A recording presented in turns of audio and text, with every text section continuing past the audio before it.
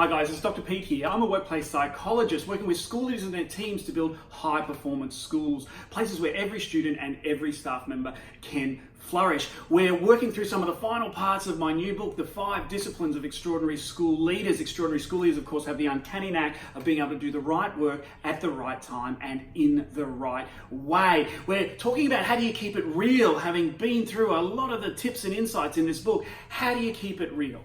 Because schools are what we as psychologists call high complexity organizations. They're some of the most complex organizations for their size in the world. And this is because they have multiple different people dynamics, staff, parents, students, and complex learning agendas and assessment points and behavioral dynamics to consider. There's the reason, therefore, that school leadership is therefore a highly complex activity. So in the day-to-day of all of that complexity, how do you turn your good intentions, these great ideas you get when you do some training or reflect on your own leadership, how do you turn them into great results? Because sometimes good intentions don't always create the results you need. Today then I want to talk about keeping it real and share with you the 5 letters I use to get all of that information about extraordinary school leadership into a simple place I can remember. Those 5 letters, of course, are PPIRR.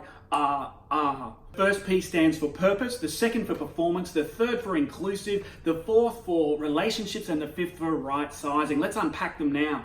If we look at the first P, it's for purpose. And purpose is discipline 1, over communicating purpose-driven vision and action. School leaders do this by developing a clear line of sight and engaging their staff in a purpose-driven vision for the school.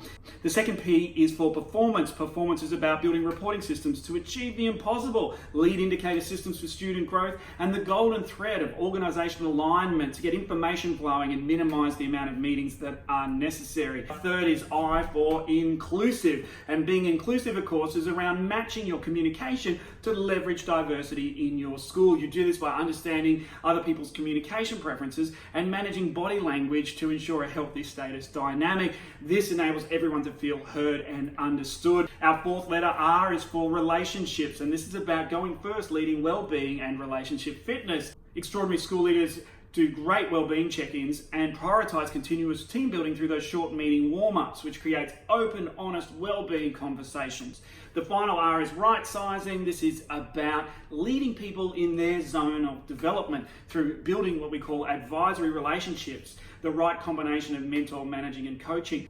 So there's our 5 disciplines in 5 letters, PPIRR, keeping it real.